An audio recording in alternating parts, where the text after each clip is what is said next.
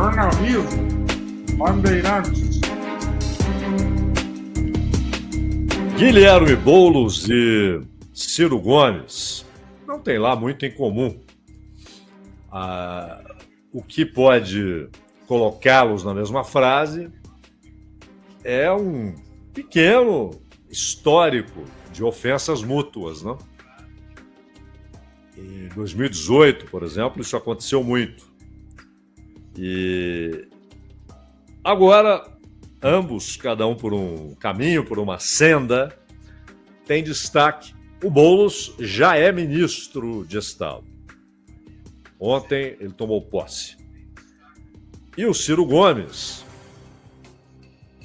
começou a semana acenando com a retomada do que nunca houve, é algo estranho, mas a retomada da social-democracia como miolo, centro ideológico do PSDB, e com a afirmação de que a centro-esquerda, e aí ele acrescentou, e o Brasil é isso, o Brasil, essa é a cara do Brasil, uma centro-esquerda, vai acabar com a polarização, só ela pode acabar com a polarização.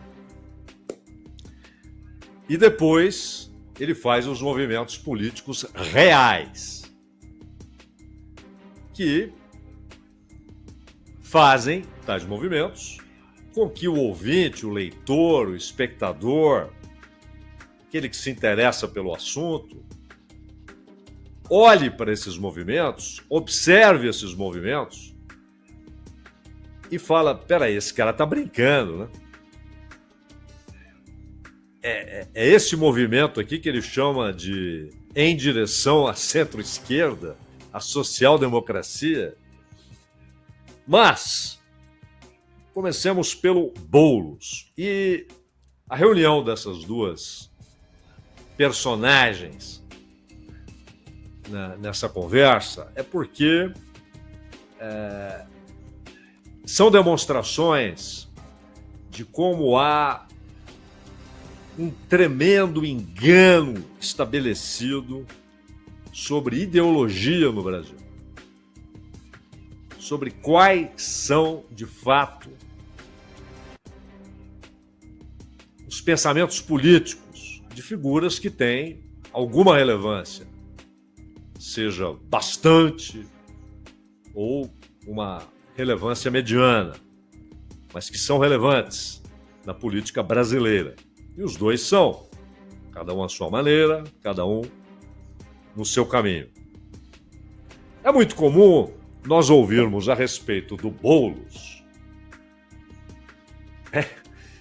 que ele é um marxista, que ele é um comunista extremado, que ele é um revolucionário. E mesmo isso não só é utilizado como ofensa pelas pessoas que acham que essas coisas devem ser recebidas como ofensa, mas por muitos que acham que essas coisas devem ser recebidas como elogios, mas que também enxergam no Boulos essas características, que também associam o Boulos a esse pensamento político. Boulos não é marxista. Pode até se considerar, é o mesmo caso do Marcuse, né? O Marcuse provavelmente faleceu acreditando ser um marxista. Mas não era, pelo contrário. O seu pensamento, se Marx o tivesse conhecido o seu pensamento, chamaria de ideologia do lumpesinato e, portanto, anti-marxista. Mas ele acreditava piamente que era um marxista. O Boulos talvez acredite, mas não é. Não é. O seu pensamento, já manifestado em diversas ocasiões, inclusive sobre teoria política, não é marxista. Então ele é um comunista que não é da linha marxista? Não, ele não é um comunista. O Boulos, ele tem muito de keynesiano nas suas ideias. E Keynes não era anticapitalista. Ele apenas tinha uma abordagem que não era dos liberais, principalmente em relação à moeda, ao uso da capacidade única que o Estado tem de emitir moeda, de ser o emissor soberano, exclusivo da moeda, e como isso pode ser utilizado para mudar realidades sociais dentro do capitalismo. Em parte, suas ideias foram utilizadas pelo Franklin Delano Roosevelt para enfrentar a imensa depressão econômica que atingiu os Estados Unidos no início dos anos 30. Mas o Boulos recebe essas adjetivações simplesmente porque fez parte de um movimento social. Um movimento ligado à questão da moradia. E, inclusive, as posições ideológicas do Boulos fazem, por exemplo, com que outro movimento social, as siglas são parecidas, né? MTST e MST. O MST tem a ver com a questão da terra, com a questão agrária, mas também com a questão agrícola, de produção de alimentos, conceitos gerais de organização de sociedade, ligação com o pensamento de Paulo Freire na área educacional, uma série de coisas. No MST, pelo menos nos grupos que se debruçam sobre teoria, há distância do discurso de Boulos. É visto como algo, quando muito, uma tentativa de reformismo, nada mais que isso. Mas o fato de ter sido um líder durante algum tempo de um movimento social com uma causa muito séria, já que há um déficit habitacional no Brasil, incompatível com o fato de o Brasil ser um país rico, o país como território, como ambiente natural, e na sua capacidade de produção agrícola e industrial, um país rico. E, no entanto, com uma multidão de miseráveis e uma multidão ainda maior de pobres, que não tem alternativa que não seja tentar sobreviver. Uma pobreza tão grande que as estatísticas oficiais classificam um pobre como classe média. E com uma produção e reprodução de desigualdade histórica, essa produção e essa reprodução, que colocam o Brasil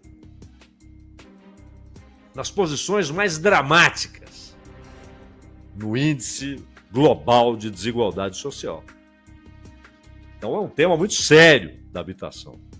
E a luta que ele fez não foi, me parece, não foi mero movimento político para ganhar notoriedade. Foi algo que, de fato, o cara abraçou. Mas quando se trata de discutir os problemas nacionais e as soluções, ele é, aquilo que falávamos há pouco, um progressista. Né? E Boulos, na posse, mandou suas platitudes, do tipo: a proposta é dialogar com todo mundo, não só com quem já concorda com a gente. Aquela história de pregar para convertidos, né? De fato, não seria necessário mudar comando no ministério para continuar falando com a mesma gente. Mas ele diz: dialogar com os entregadores de aplicativos que estão aqui representados, com os motoristas de Uber, dialogar com os pequenos empreendedores, uma palavra que o Boulos parece amar cada vez mais. Usou, inclusive, na sua campanha para prefeito de São Paulo. Defendeu o empreendedorismo.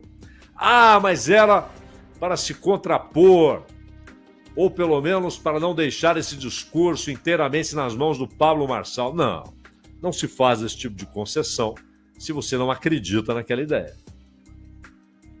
Acreditar na ideia é grave, mas usar apenas como se acreditasse, mas apenas para produzir um resultado eleitoral, é tão grave quanto, não é? Com a população em situação de rua, bom, os caminhos estão aí. Os caminhos estão aí. As pessoas estão aí. Há, inclusive, líderes católicos, protestantes, que fazem isso todos os dias. Podem, inclusive, ser muito úteis para que a população que mora na rua, que não tem coisa alguma, seja ouvida. Dialogar com o povo das periferias desse país. Aqui é porque a frase é... mas ele quis dizer deste país. Com católicos, evangélicos.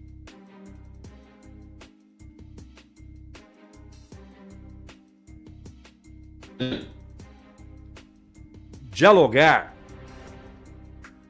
já está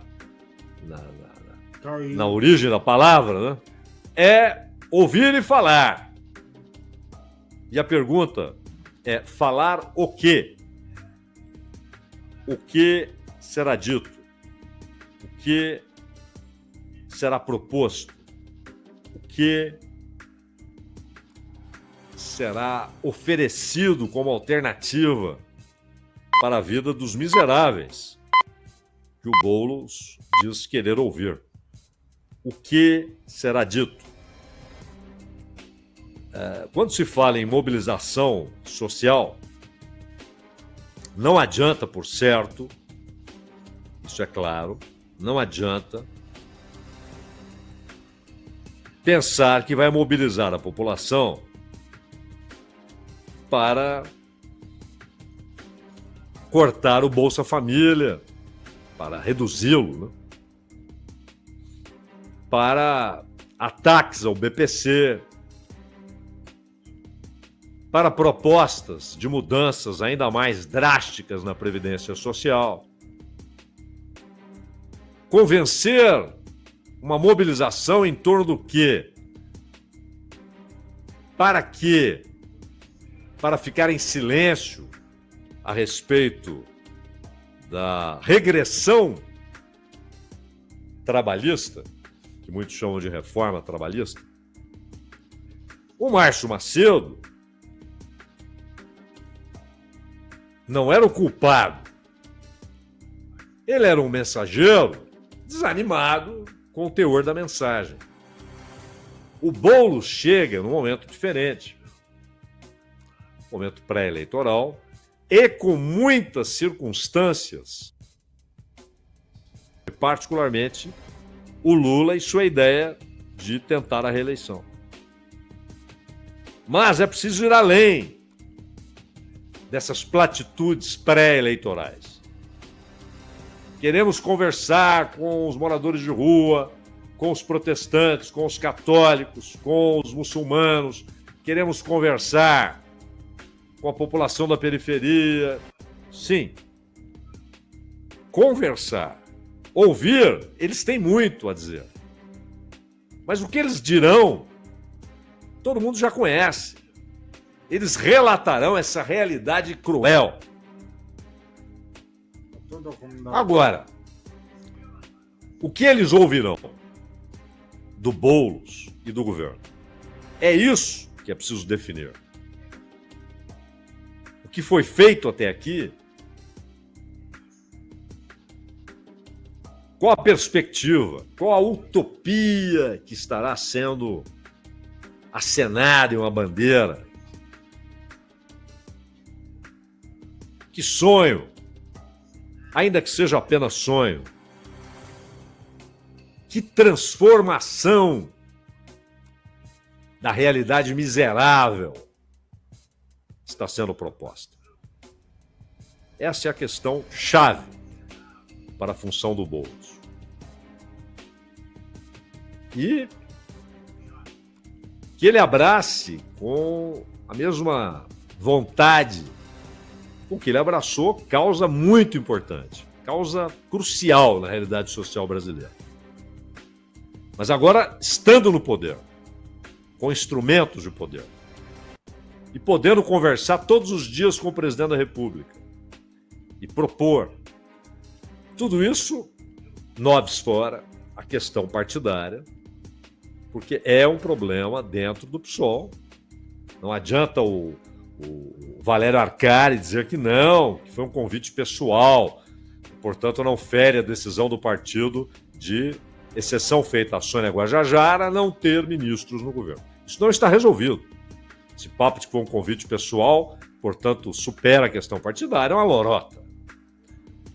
Mas o que propor? Aí entra Ciro Gomes, de volta ao PSDB, e dizendo que o PSDB tem de voltar a ser social-democrata. Nunca foi Ciro Gomes. Aliás, o próprio nome é um dos casos raros em que a sigla não deriva do nome, mas o nome deriva da sigla. Isso foi dito, já contei isso aqui, pelo Fernando Henrique Cardoso, que disse que PSDB foi o escolhido para soar como PMDB, que na época tinha uma força eleitoral muito grande. E eles saíam do PMDB rompidos com Quércia. Fernando Henrique, Franco Montoro, Mário Covas, José Richa, José Serra. Então, e o Ciro fez parte desse momento, né? Depois ele entra no PSDB. Mas e aí? Nunca foi social-democrata. Quando esteve no poder, e com muito poder, a presidência na época tinha muito mais poder do que hoje, com Fernando Henrique Cardoso, nós tivemos uma aplicação claríssima dos conceitos neoliberais. Fernando Henrique Cardoso fez um governo neoliberal, não no simplismo da adjetivação de neoliberal, mas nos conceitos teóricos que firmam essa linha de pensamento. É um governo neoliberal. E no governo de São Paulo, durante 2 décadas, o que fez o PSDB se não aplicar esses conceitos neoliberais em todas as áreas, não só na privatização,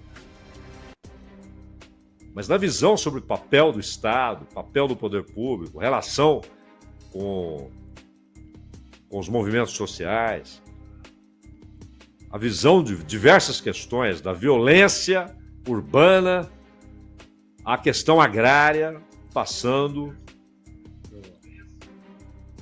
pelas empresas públicas. Os conceitos neoliberais estiveram presentes em todas as gestões do PSDB. Então, resgatar o quê? O que a sigla sugere?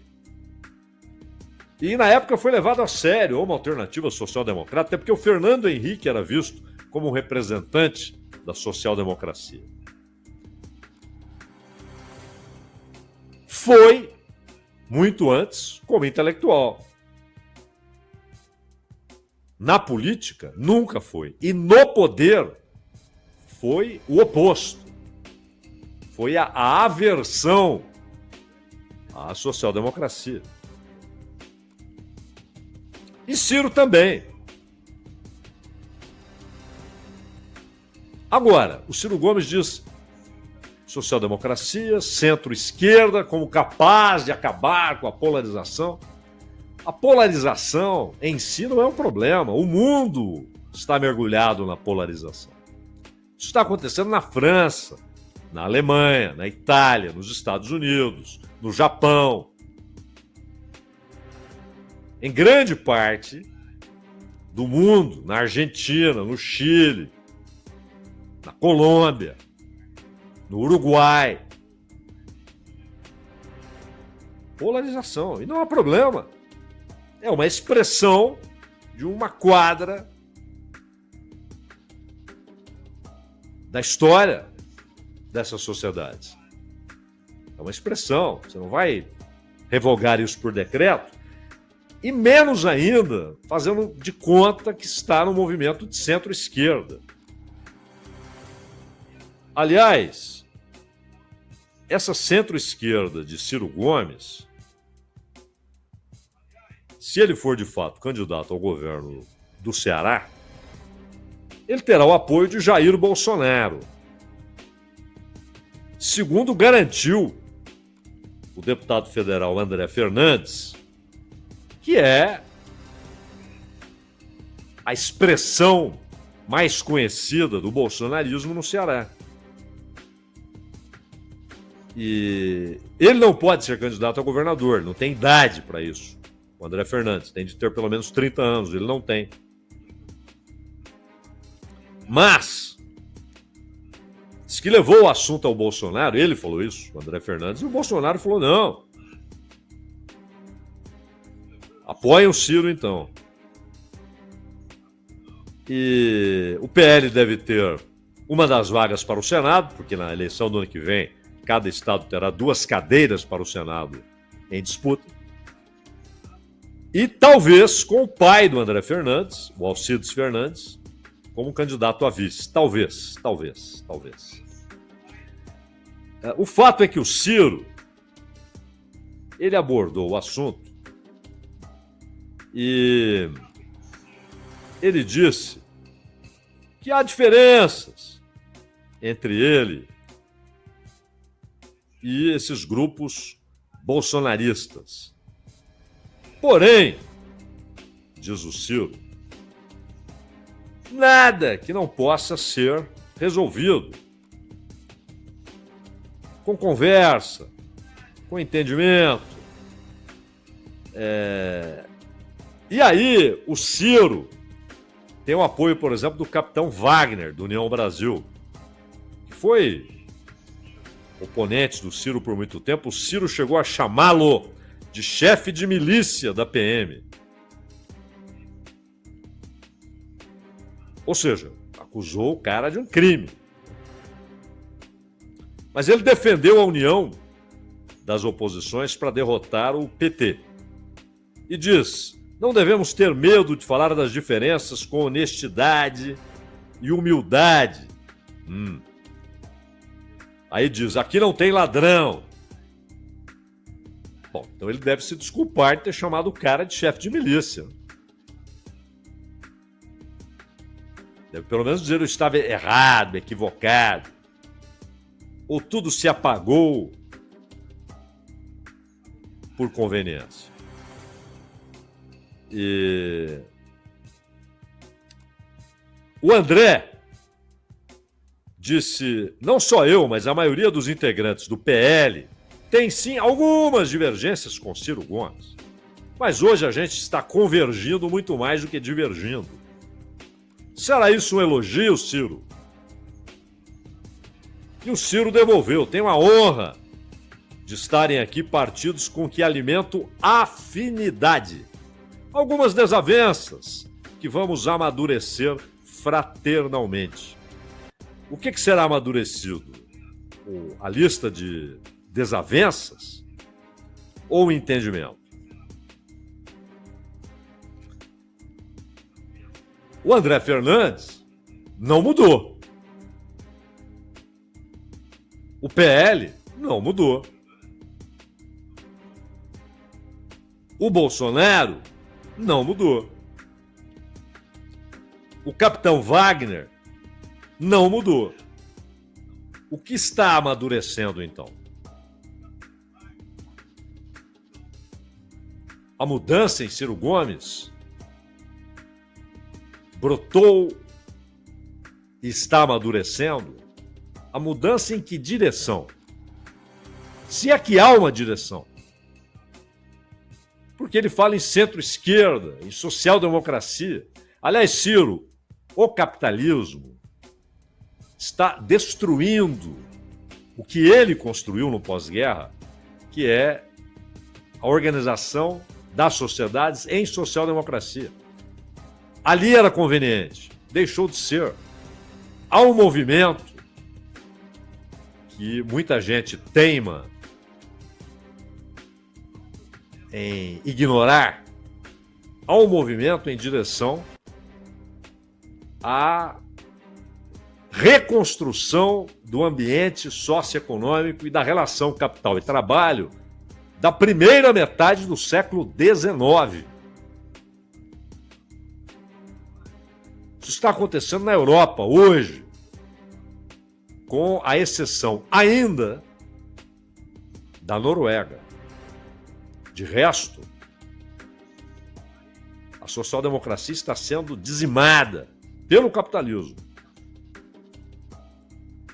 Então, são palavras lançadas, sem compromissos, sem congruência, sem lógica, sem harmonia com a realidade, mas atestando a desarmonia, a incongruência intelectual e política. Jornalismo, Bandeirantes.